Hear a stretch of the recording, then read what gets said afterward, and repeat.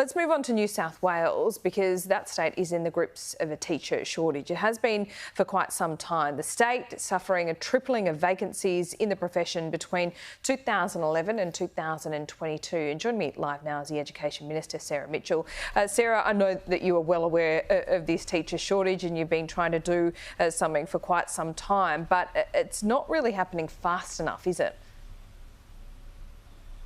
Well, no, that's not right, Laura, and I think some of the figures that have been put out by New South Wales Labor today are deliberately misleading. What they fail to tell the people of New South Wales is that we actually have 10,000 more teachers in the system now than we had a decade ago. We've had a rise of about 15% in our workforce, and they choose numbers at the end of the school year when vacancies are always high. You know, a vacant position doesn't mean that a teacher isn't in the role. What it means is that a teacher, for instance, might be in a class, they might be moving to a different school next year, and so their position goes in the system as a vacancy so it can be filled. So I think Labor are pretty disingenuous with how they pick and choose the figures. We know it's important to invest in our teachers. We've got a $125 million teacher supply strategy, really targeted at getting the teachers that we need into the profession, in rural and regional areas particularly, and also in certain subject areas. So we are making some good headway, but there's more work to do, and we're committed to do that. Yes, but whichever way you present these figures, doesn't matter if it's the end of term, end of year, whether it's, you know, you're up 15% in 10 years, you still are short thousands of teachers in New South Wales, are you not? Well, no, we're not, Laura, because the thing is, a vacancy doesn't mean that a teacher's not there. It means that that position could be being filled by a temporary or a casual while recruitment's underway. You know, last year we had 8,000 teachers recruited to new permanent roles here in New South Wales as well. And so it's always moving. We're the biggest education system in the Southern Hemisphere. We've got 2,200 schools. And so the vacancy rate is never a static number because there's always movement. But what's important is that making sure we've got the teachers we need where we need them, and we've got really good policies to do that. We've got opportunities for mid-career transitions, we've got programs to attract people into the profession. So far New South Wales Labor have put nothing on the table to bring even one new teacher into our public school system in New South Wales. There's a lot of competing interests in this space at the moment as well. I'm not suggesting they're directly transferable skills, but early childhood education, they are facing a huge shortage of carers and educators there as well.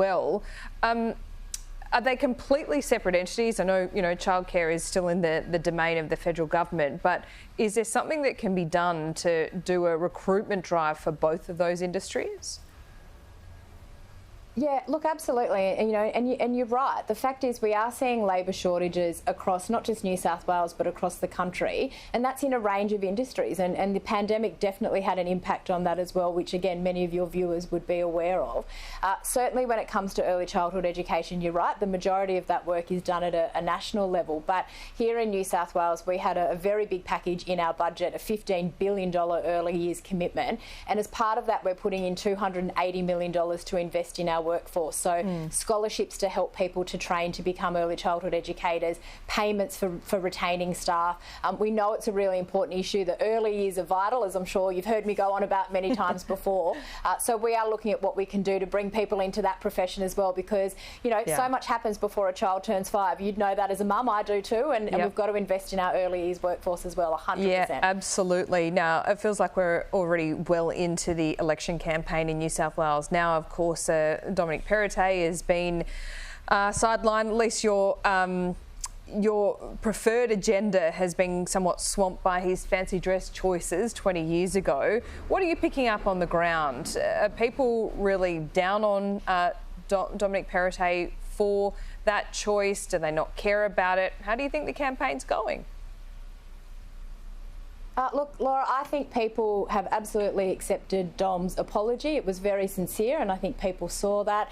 All I've heard from people is say, you know, who cares what happened 20 years ago? Is he a good Premier? Is he someone who can lead our state? And the answer to both questions is very much yes. No one that I've been speaking to, particularly out in the regions, has any concerns about, you know, everyone does dumb things when they're young. That's sort of the feedback I've heard on the street. And people see that Dom's a strong leader and a strong Premier, and he is. We've got a good vision for New South Wales, building on our success over the last 12 years, and we're excited to put that to the people of New South Wales with the election coming up soon. I am am tempted to ask you what dumb things you did when you were 21, but I would probably have to confess some things as well. So we'll leave it there. Sarah, good to see you. Thanks, Laura.